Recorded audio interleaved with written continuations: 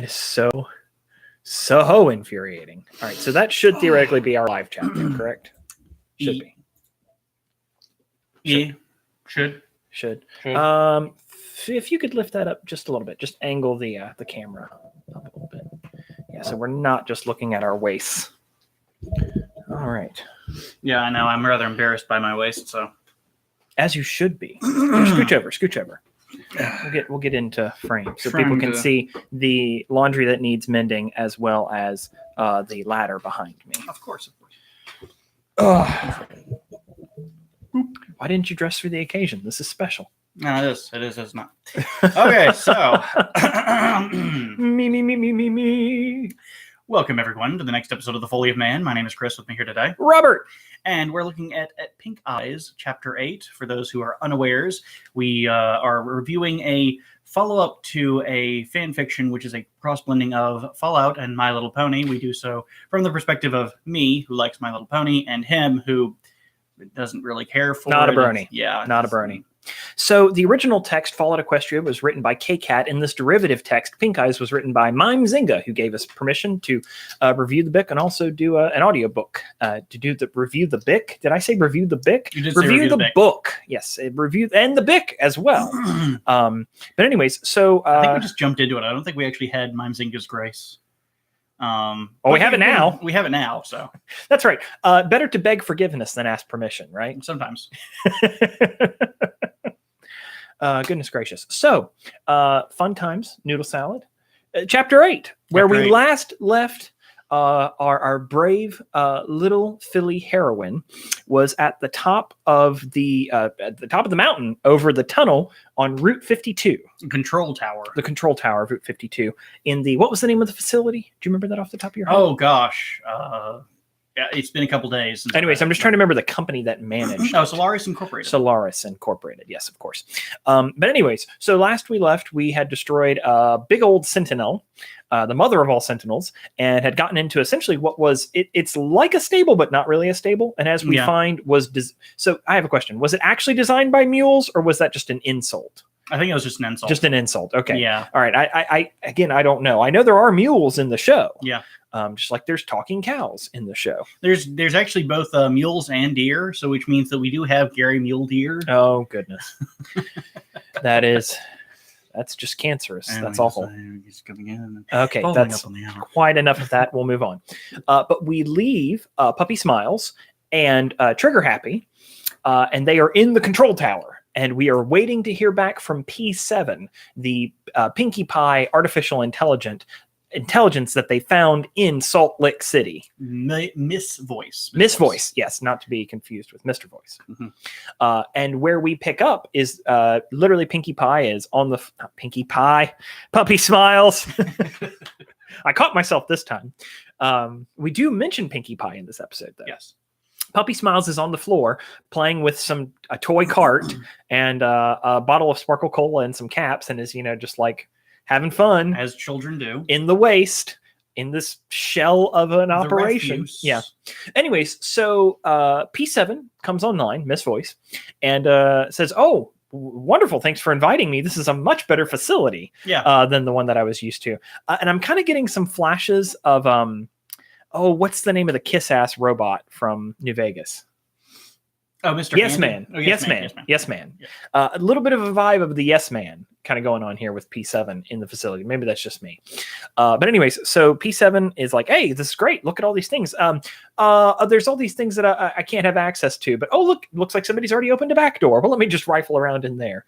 And then P7 is even asking Puppy Smiles for, like, code words that she remembers. Yeah, I have this. Well, what she did is she's looking for helping Puppy Smiles find audio logs from her mother, and she's correct. Like, here's one from a couple days after 0 hour. Yeah. I'm gonna need a password though, and so Puppy Smiles like Puppy Smiles, and and Trigger Happy's like, well, there's no way that's gonna work, and it's like look, you have to calm down. It's not always gonna be accepted. Your voice. God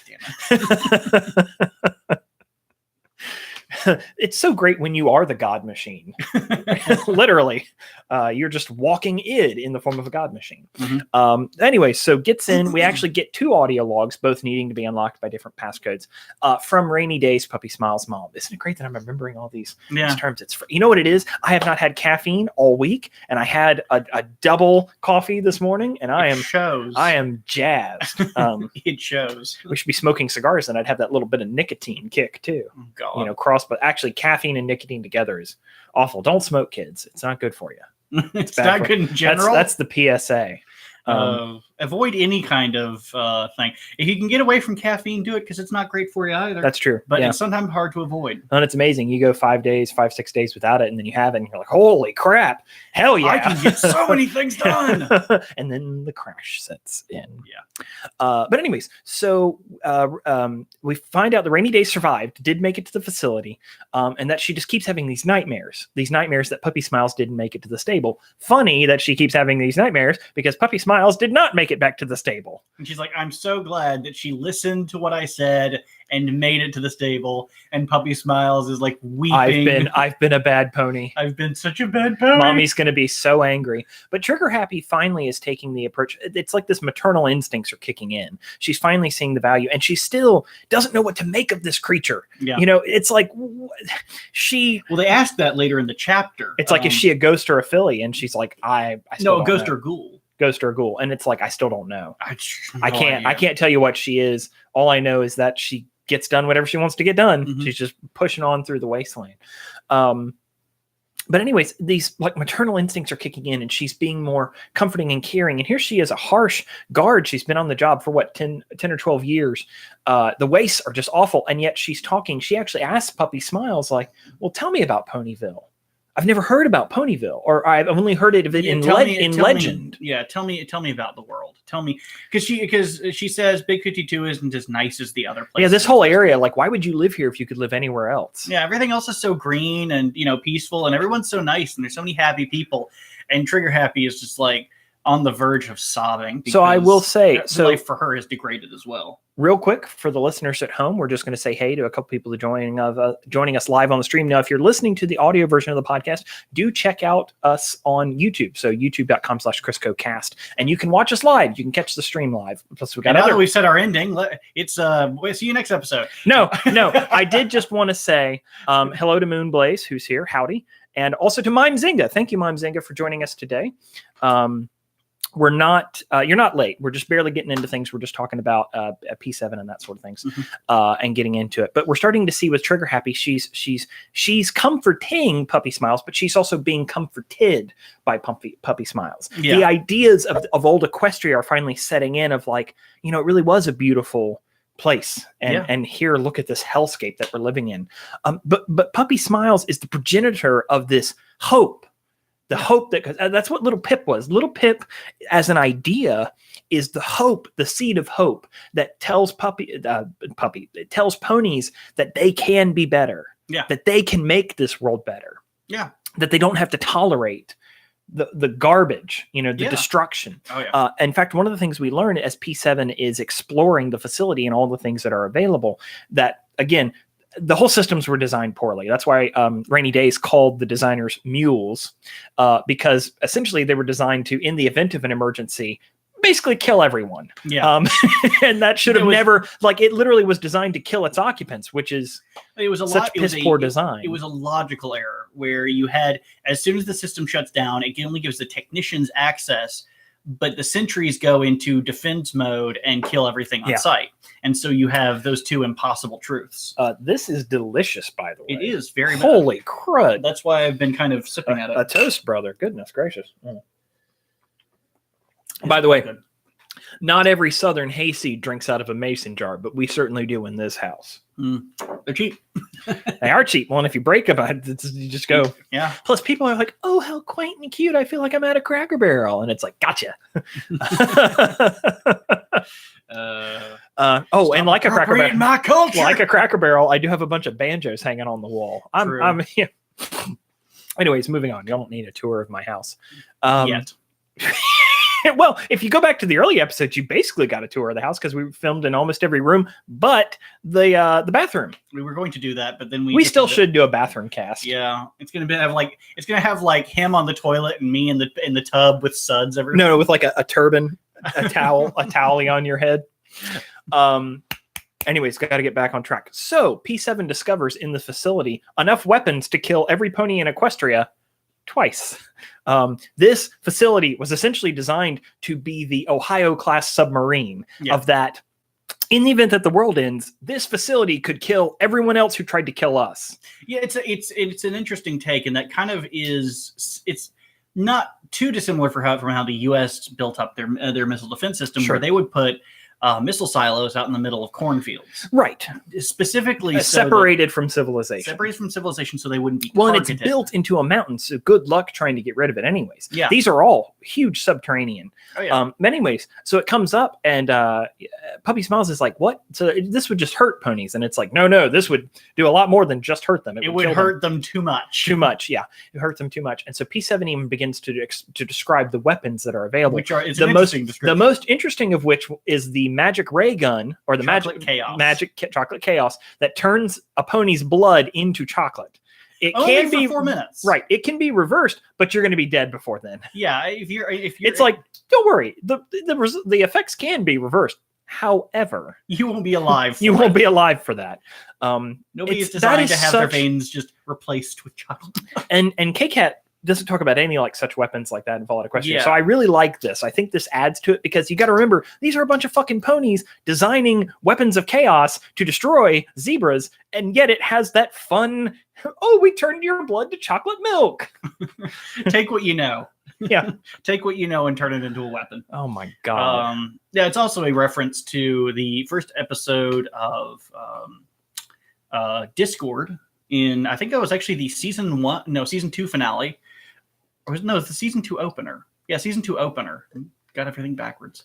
Where they find Discord, which is the god of chaos. Interesting as well that the show personifies chaos. And all the ponies kind of stand for a absolute certain order in the world. Well, he's also a dragon. You know, if you're talking about like Draconiquus. No, but what I mean is, he's the dragon represents. Chaos. So we're talking about classical stories. The dragon represents chaos. Absolutely. The hero represents order. Perfect storytelling that he becomes the personification of chaos. The clouds start raining chocolate milk, and everybody's like, why? And why are the clouds cotton candy? Why aren't your clouds cotton candy? Yeah. Allow me to answer your question with another question, kind sir.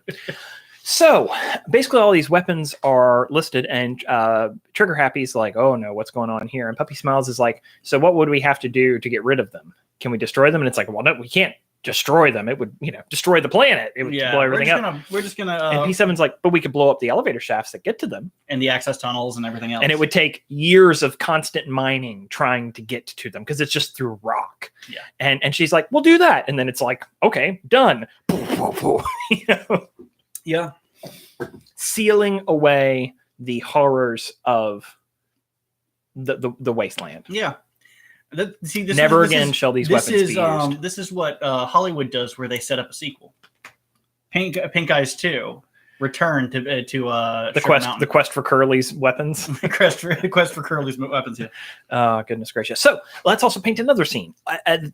While this is happening, what's his name? Jammed Gun. Jammed Gun. Thank you. Jammed Gun is in a seedy bar in the Tunnel City, whatever it was called, and he's. Town. Yes, and he is lamenting at how he had professed his love to Trigger Happy, and she rejected him. In fact, he uses the term "broke up with me," implying that there was a relationship that there was not.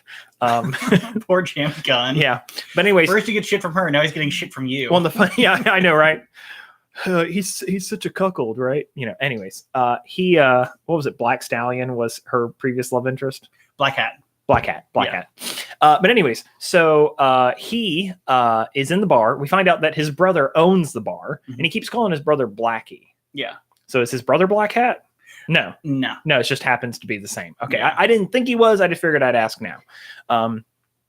But anyways, so his brother's like, listen, you just got to let her go, man. And he keeps he's very clearly drunk. He keeps pounding the counter, asking for more drink. And it even makes a mention that the plastic straw in his glass, rings around. So it's almost an implication that it's like a weak ass girly drink too. I kind of picked up on that, or is that just how horses have to drink in the wasteland? Well, you imagine if he's not a unicorn, he's going to have to find some way to either.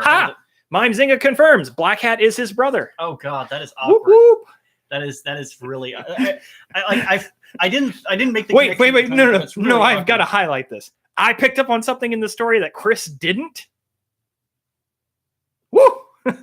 I've read it only once. And nice. I will admit, I actually accidentally missed a chapter when I was reading Pink Eyes. I missed the chapter where they flew off away from Salt Lake City. Yeah. I completely missed it and had no idea until it was brought up later in the story, and I was like, I don't remember that. And you skipped right over it. Yeah. Anyways, okay, so yes, that makes it doubly upsetting, and also why there might be some resentment there. Yeah. But a lot of resentment. So what's his Jammed Gun? They keep calling him Jamie, as a nickname, just like he calls his brother Blackie, even though he's Black Hat. But I also find out that Jammed Gun is co-owner of this bar. So there's some kind of family lineage that's connected to it. But here he's demanding drinks, and his brother's like, listen, I'm cutting you off and you just need to let her go. And it turns out it winds up with him, socking his brother, clopping his brother in the head and giving him a black eye. Yes. With the Brony vernacular, you were probably better off with socking than clopping. But the sound effect in the book is clop. It does. It is absolutely. No, I understand. I was treading on thin ice there. Slash fiction inbound. Yeah. Whoa. The ultimate way to get back at Black Hat. Yeah. Just fuck him. Great. That you just fuck my girl, I'm gonna fuck you. You know what? There's already enough weird brony porn out there. It would make sense that there would be incest brony porn on top of that. Most likely. Incest homosexual brony. You know what? It's Rule 34. It exists. It exists. There's somebody out there that's there. So he walks away, and we're kind of intersplicing the two because they were actually that's what I was doing. That's why I jumped back to tell the story. We'll also jump forward a little bit. The two brothers are outside the sealed, not gate, but the vault door, essentially the vault door to what is the equivalent of this stable. It's not. Would you count it as a stable? It's not really a stable, but it's designed to be similar to a stable. It's a defense. It's just a defense bunker. Sure, but it's a meter thick. Yeah. The door. And anyways, they're talking about I shouldn't let her go and this and that. And the door begins to open. Well, what happens is he's banging his head against the door, and he's like, that's not going to open it. And Black Hat's like, it's not going to magically open the door and it suddenly starts opening. Magically opening. And which means that Rainy Days actually succeeded, which means she's alive. And Jammed Gun says, pinch me, I must be dreaming. And another sock. Yeah, Black Hat punches him in the face, and he's like, that's for last night, I said pinch me, not hit me. Yeah. But sure enough, it opens up. Yeah. Because all problems in this world get solved by puppy smiles. Yeah. In the recordings, I wanted to did mention one thing. They are being rainy days recordings. Rainy Days recordings. I'm trying to remember. I think it was Trigger Happy who was reading the they were written text logs, and Puppy Smiles couldn't read it. Yeah, and so Trigger Happy is comforting her, reading to her. I love the interjections she has whenever the mother swears. Or and Puppy doesn't know that word. Fudge. There's a lot of fudge. Fudge. You like fudge, don't you? We'll go with fudge. So still, it's so funny trying to protect her innocence. But what's funny is that they grew up in an environment with no innocence, yet they still understand the concept of innocence. Oh, of course. Which doesn't make a lot of sense. Well, they don't have a tremendous societal structure. Well, even though the child... It's 200 years. Well, even though the child is born into chaos, they still are naive. They're still naive to certain things. Right, but I would say, does that speak... Because, I think raiders are an example of what happens when society completely falls apart in 200 years, right? So would you say that this holding on to their equinety is like a physical manifestation of a character trait of ponies? This understanding of innocence, like it's something that is uniquely bred into them. That's why it's shining through. Because you think so 200 years is what, 10 generations? That's a lot of time. Well, it is to devolve. Yeah. But you also have the concept of the virtues, which goes along with your thought process there, where ponies will embody certain traits manifest as truth in their universe, as opposed to ours, which do not have those inherent truths. We have no inherent right, but I guess what it truths. speaks to is the inherent nature that it persists. Yeah. That's what shines through. That so that though they do not know the elements of harmony, that they don't know those, that they don't know the goddesses, that there's that probably sounded awful, that there's something from their equinety that shines through. I would say it's more than that. I would say they're actually I would say that they're actually static truths within their universe that are points that can be seen. Yeah. Beyond that, beyond just their lineage and beyond just their genetic makeup. Gotcha. Interesting. So at the end of the chapter, tunnels opened up. Trade's happening. There's a bunch of goods down there that Trigger Happy has said we're going to disperse amongst the people within the tunnels. Unless from the marked ones from the other tribes, we're going to send those to them as a sign of goodwill. Sign of goodwill. We also learn about a couple of other tribes, and we also learn of warring between two of those tribes, particularly in Sun City as being a very dangerous place to go. In fact, Puppy Smiles is directed to not go down Highway 52, a big 52, towards Sun City because of how dangerous it is. Yep. But she's like, but I've got my little scooter and it'll be faster if I go there than go around. It's like, no. But that's exactly why she went through the tunnel. It's, she's just taking the shortest route. And she knows she needs to head south because that's the way that her mother headed. Yeah. So anyway, she moves along that way. And this is where we have the conversation where Jammed Gun and Trigger Happy are talking about, is she, a ghoul or a ghost? And that's, again, she doesn't know, but if she gives people hope, and I think we see that reflected in how Jammed Gun and Trigger Happy themselves are changed from having come in contact with her. And there's even like a coy little thing about how Trigger Happy at the end, Jammed Gun was like, can we just forget, what I said to you the other night? And essentially Trigger Happy's like, well, why would we forget it when I want to tell you that I care about you too? Well, it was a little more joking on the nose. It's like, oh no, I'm never letting you live this down, lover boy. Sure. However, is it too late for me to say, I love you too. I love you too. Yeah. Just hopping around from one brother to the other. Scandalous. Reminds me of that old Elvis song, Little Sister. Or the movie Brothers. Or the original movie. Six Brides for Seven Brothers? 7 Brides for 7 Brothers. It's not 7 Brides for 7 Brothers.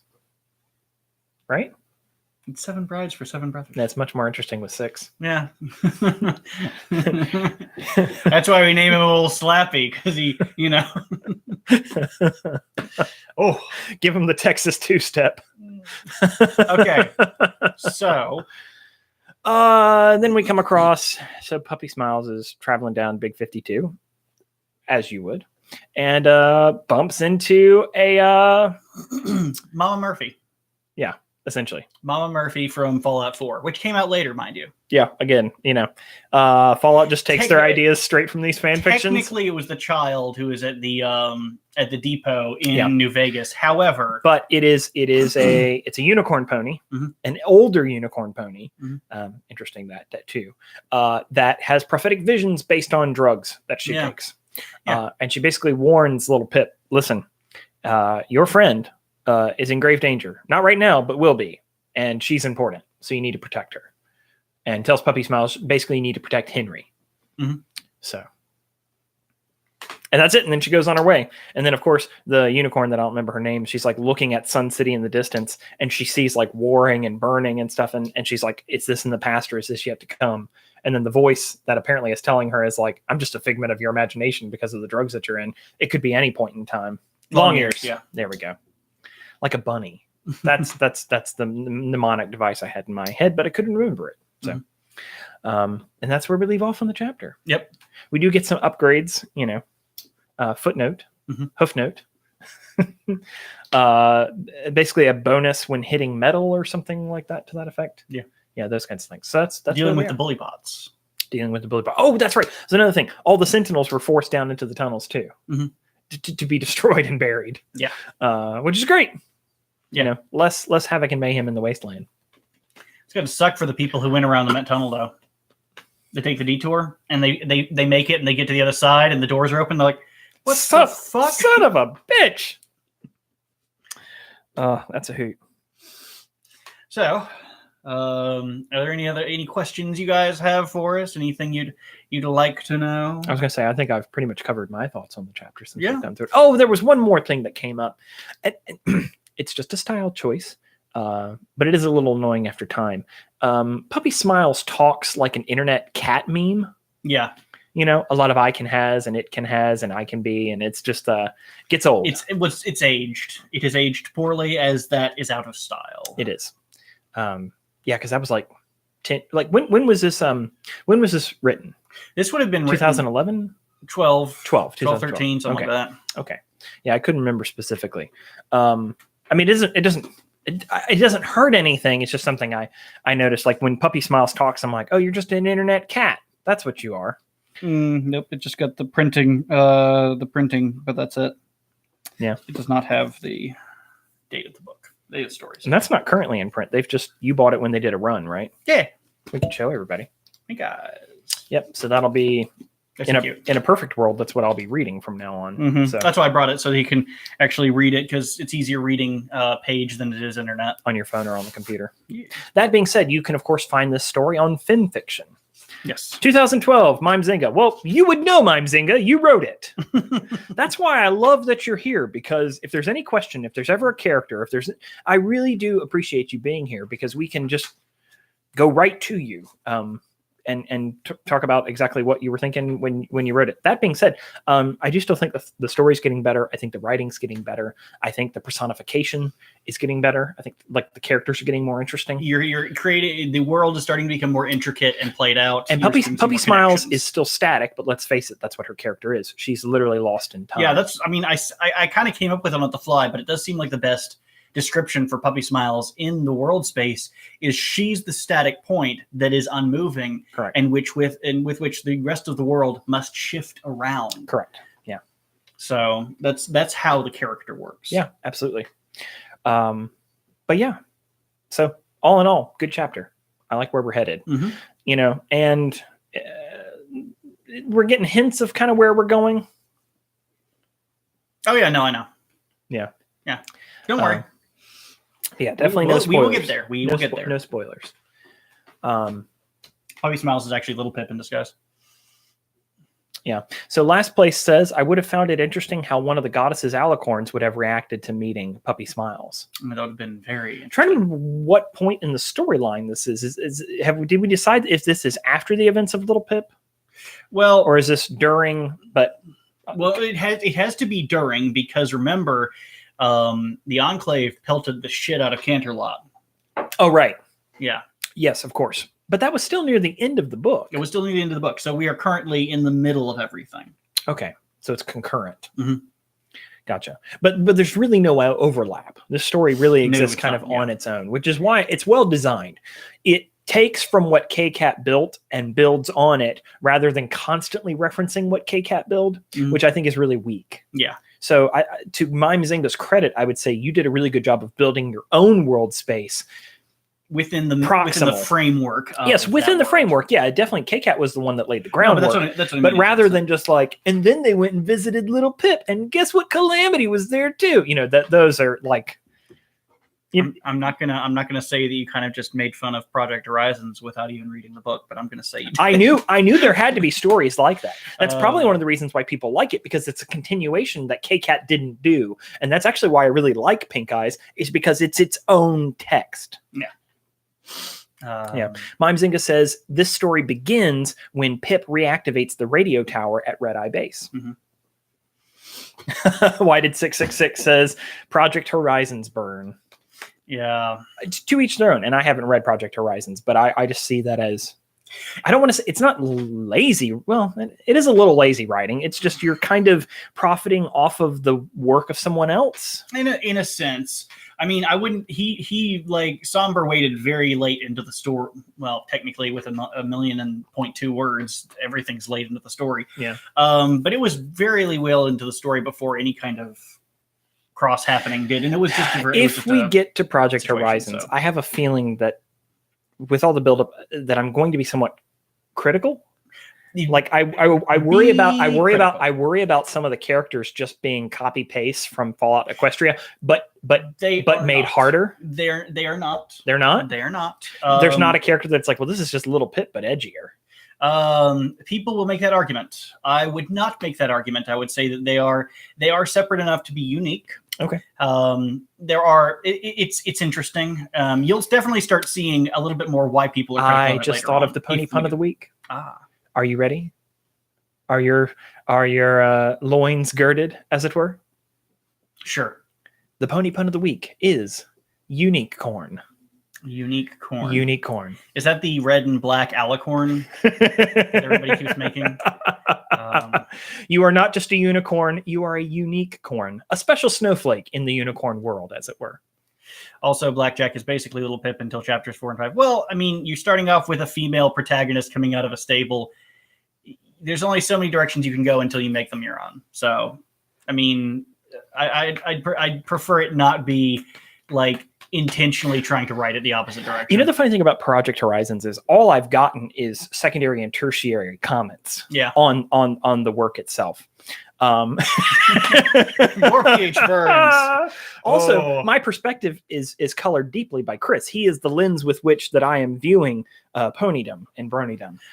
It's funny you should mention that. I actually consider Somber's the only valid red and black and white coloration, simply because I was like, oh, that's kind of unique because it totally sits into the name. Her name is Blackjack. The colors are she's white with black and red hair, like a suit of cards. Yes, of course. Yeah. So it's sense. Like, oh, okay. So yeah, the coloration completely makes sense. And then there's like 17 people who have made offshoots of that. And it's like, now you're just being dumb.